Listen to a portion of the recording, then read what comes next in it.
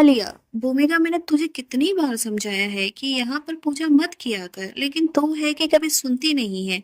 देखना आज कितना बड़ा नाटक होगा यहाँ पर। भूमिका, मुझे पहले से ही पता है, लेकिन मैं क्या करूँ, मेरी आदत यही है और मैं अपनी आदत बदल भी तो नहीं सकती हूँ।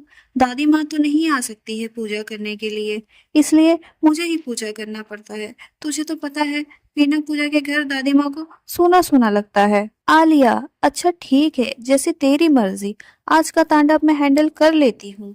यह कहकर वो मुस्कुराती है और वॉशरूम के लिए निकल जाती है। आलिया के जाते ही भूमिका के चेहरे में सीरियसनेस आ जाती है और वो आलिया के कमरे को ठीक करने लगती है, जो उसने बिस्तर पूरा बिखेर के रखा था। वो उस बिस्तर को संभालती है, उसके कपड़े निकालकर बिस्तर में रख देती है, जो वो कॉलेज में जाएगी पहनकर। भूमिका शीशे के सामने खड़े होकर खुद को देखने लगती है। सांवला रंग, गुलाबी होंठ, लंबे बाल जो उसकी कमर तक आ रहे होते हैं। उसने उन बालों का चोटी बना रखी थी, क्योंकि उसको अपने बाल खुला रखना बिल्कुल भी पसंद नहीं आता था। वो हमेशा उलझ जाते थे, जिससे वो हमेशा परेशान हो जाती थी। इसलिए उसे खुले बाल रखना पसंद नहीं था। वो अपनी आंखों में काजल और होठों पर लिप बाम लगाती है, जिसको देखकर साफ पता चलता है कितने फुर्सत से उसको बनाया गया है। सांवला रंग होने के बाद भी इतनी ज्यादा आकर्षक थी कि कोई भी अगर उसको एक बार देख ले तो उसको देखे बिना रह ना पाए। शीशे में खुद को निहारता हुआ देखकर आलिया बोली, हाँ हाँ अप्सरा, मुझे पता है तो बहुत खूबसूरत है, इसलिए मेरे गोरे होने का तो कोई फायदा ही नहीं है। मेरी सारी रौनक तो तू ही ले गई है। यह कहते हुए उसे आंख मार देती है और रेडी होने के लिए भूमिका को शीशे के सामने से हटा देती है। भूमिका आलिया की हरकतों को देखकर हंसती है और वहां से बिस्तर में बैठ जाती है। दोनों तैयार हो जाने के बाद अपना अपना कॉलेज बैग उठाते हैं और ब्रेकफास्ट करने के लिए नीचे चले जाते हैं।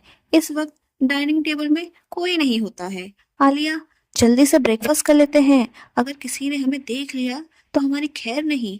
यह कहते हुए जल्दी से वो दोनों ब्रेकफास्ट करने के लिए बैठते हैं, लेकिन तभी सीढ़ियों में से आवाज आती है, हाँ हाँ क्यों नहीं, पहले इस झोपड़पट्टी की लड़की को इधर लेकर आ गई, अब हमारे आने से पहले ही इस लड़की को भी भोग लगा रही है खाने में। हमारा घर पहले ही गंदा हो रखा है इसके आने से, अब तू क्या चाहती है कि हमारे घर का खाने का निवाला सबसे पहले इसको मिले। यह सुनकर आलिया को काफी ज्यादा गुस्सा आता है और वो गुस्से में बोली, बड़ी माँ आप तो रहने दो, मेरे सामने ये भेदभाव की बातें मत किया करो।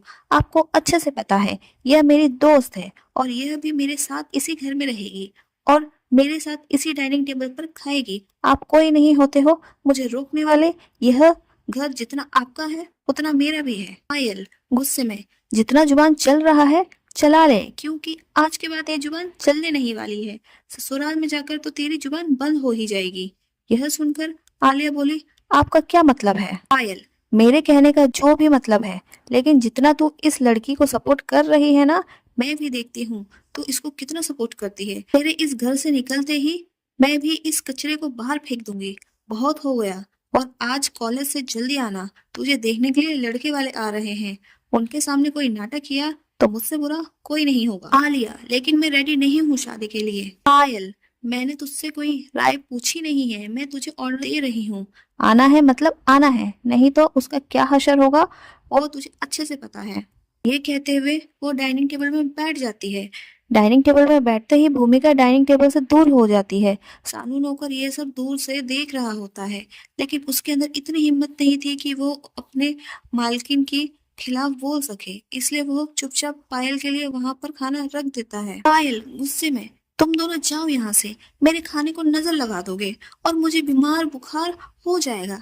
वैसे भी आलिया तू भी इसके साथ रह रहकर बुरी नजर वाली हो गई है, इसलिए मैं नहीं चाहती हूँ कि तुम दोनों मेरे खाने के वक्त रहो।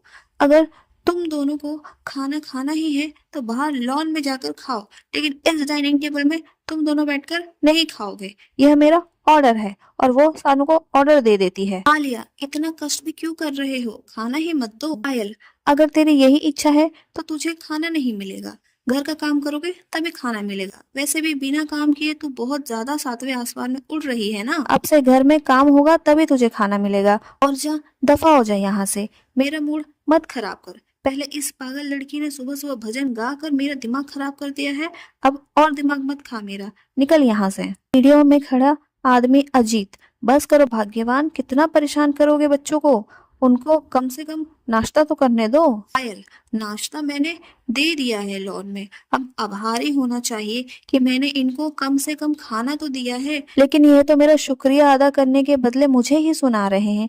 छोड़ो, वैसे भी क्या ही बोल सकते हैं इनको, एक ने अपने माँ बाप को खा लिया और एक हमारे घर को खाने आई है। जिद, अपने खाने में फोकस करो, कहकर वो उन दोनों को इग्नोर करके अपना खाना खाने लग जाती है। वो आदमी भी चुपचाप डाइनिंग टेबल पर बैठ जाता है और उन दोनों को इग्नोर करके अपना खाना खाने में लगता है। दोनों को काफी ज्यादा बुरा लगता है और वो वहां से चल देते हैं।